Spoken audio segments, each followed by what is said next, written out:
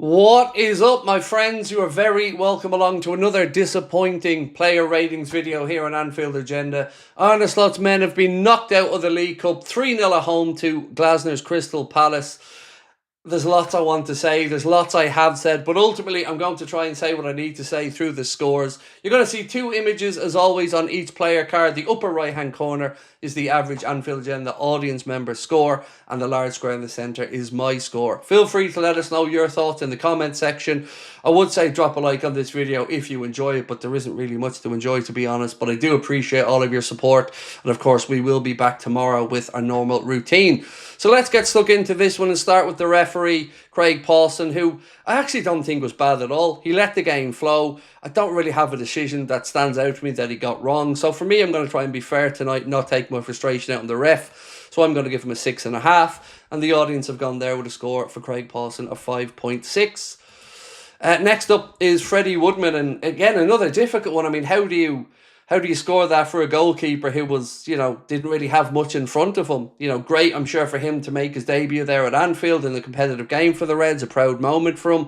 So I'm going to, again, try to be as fair as I can with this one and give Freddie Woodman a score of 6, and the audience has gone lower, 4.7. Like, I do know he conceded 3 goals, but I don't remember him having a howler or making too many mistakes. So, I want to try and be as fair as I can to the players that are in this for the first time. 4.7 from the audience.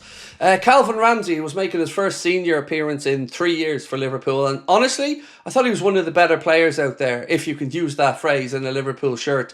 Certainly did himself no harm whatsoever, and you can see why we bought him in the first place. I thought he was one of our better performers, as I said. So well done to Calvin. Hopefully that's something for him to build on, and hopefully he can keep the fitness up as well. So for him, I gave a 7, because honestly I thought he was our best player out there on the pitch tonight, and the audience have gone a bit lower there for him with a score of 4.9. That's pretty much where the good news stops with regards to my scoring, though. Endo came in, and look, you're always going to get an honest effort from Endo, but again, senior players are supposed to be out there leading this team, and it's not all on Endo or Robbo's shoulders, but again, you can see why these guys aren't, well, in Endo's case, playing week in and week out. I thought he was okay, so I'm going to give him a score of 5, and the audience have gone for Endo with a score of 4.5. It's so hard to judge any of these players based off this one out-of-context performance in a much-changed team where they don't have the other senior pros around them. They don't have, a lot of the time, rhythm. And that applies to Joe Gomez here as well. So I thought Joe looked decent up until the first goal, and then it all started to fall apart.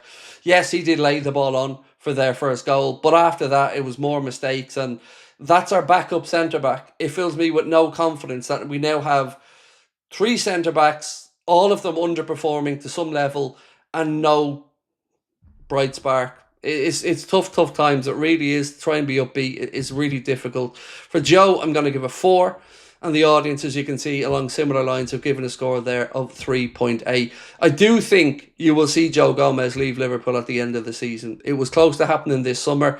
And, it's hard to say he's not at the level because he has a history of playing at a decent level. But he doesn't seem to be somebody that can go from the bench into a one-off game and perform, which is difficult. So I think the score is fair based off what we've seen. On the other side, Andy Robertson, who was a captain tonight, you're never going to get a lack of effort from Robbo. He's never going to give up. He was still trying to rally in the troops. And I do applaud him for that, and I applaud him for his honesty. Again, alongside Calvin Ramsey, I thought he was one of our better performers tonight. So I've given him a score of 5, and the audience has gone a bit lower there for Robbo with a 4.5. Next up, Milos Kerkez, who, look, just continued on his vein of looking all over the place and just running around like he doesn't know what to do. One point, he was jogging back when they were counter-attacking, and I was screaming at him to hurry up and run. Just all around not good enough so far, and I've given him a score of 3, and the audience have gone a little bit higher with a score there of 3.6. I do want to say, though, I'm not giving up on Kerkez. I do think there's a player there, and I do think we will see better from him maybe next season, but right now he's just so far off it. Next up, Alexis McAllister. Shambolic. Awful. Nowhere near good enough. Doesn't look like the World Cup winner, filled full of confidence that he was last year. I don't know whether it's injury, whether it's a lack of a pre-season, whether it's a mixture of everything, but we are not seeing the same player. He looks like it just looks like he's lost out there. So for me, Alexis gets a score of 3.5, and the audience has gone a bit higher with a score there of 4. Now, somebody said to me, Craig, maybe you shouldn't do the player ratings video tonight. And I totally understood where they were coming from. But I haven't come on here to try to throw these young players under the bus. If anything, I'm trying to give them a pass and talk about the manager who will be at the end. So I am honestly trying to be as supportive as I can, because it is not on these young players. They were put into an unwinnable situation by the manager. On Trey Leone, who was a player that we're all very fond of, and who I thought again looked like he showed moments of class out there, giving him a score of 5. The audience have gone lower there for Trey with a score of 4.1. Rio Engamoa. Look, we know he's an exciting talent. Heart and mouth moment there when he went down injured. I was fearing the worst, but never stopped trying. Never stopped trying to be direct. Never stopped trying to have a go at defenders. Never stopped trying to make stuff happen. And give me that any day of the week over somebody not trying. So for Rio, I'm giving a 6. And the audience, again, a little bit lower than me, but they've gone for a 5 for Rio Engamoa. Kieran Morrison. I thought he was all right, a couple of decision-making things in the final third in particular I thought he got wrong, but look, did himself no harm. Again, not on these young players. Their careers aren't going to be judged off this performance tonight. It's a run out from at Anfield. I wish the result had been better for him, but I'm going to give him a 5.5, and the audience have gone for a 3.9. Federico Chiesa, again, another one who the manager sends out there to be a hero in a team where it's impossible to be a hero, and then that'll be used against him by the manager in the future to justify him not starting him. His treatment of Chiesa has been nothing but despicable since he came into the club, and I don't really know what to say here other than Fede deserves better, and I can't really judge him in these stop-start games where he doesn't have the first team around him. So I've gone and given him a score of 6, because he never gives up, he never stops fighting, and the audience seen similar things as myself there and went with a 5.9. You got to judge Chiesa, you got to judge him with the first teamers around him starting from the start, Arna, not in these throwaway games where you're throwing him under a bus. Nalo, 13 minutes of football for us, and he's had 2 red cards. Tonight, I can understand why he pulled the man down when he was trying to go through on goal. Again, you talk about the manager putting him into that position, putting him into the firing line in a game where we were 2-0 down. What was the point? What was the upside of it? So I feel for him, I do, and that's why I can't give him a score, because I don't think it would be fair of me to give him a score.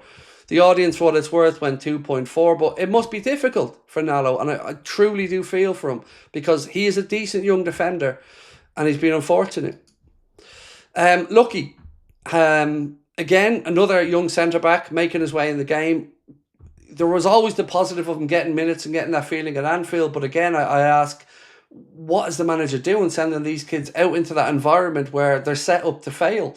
It just seems like really poor management for me. So for Lucky, I'm giving him a score of 5, and the audience have gone with a 3.5.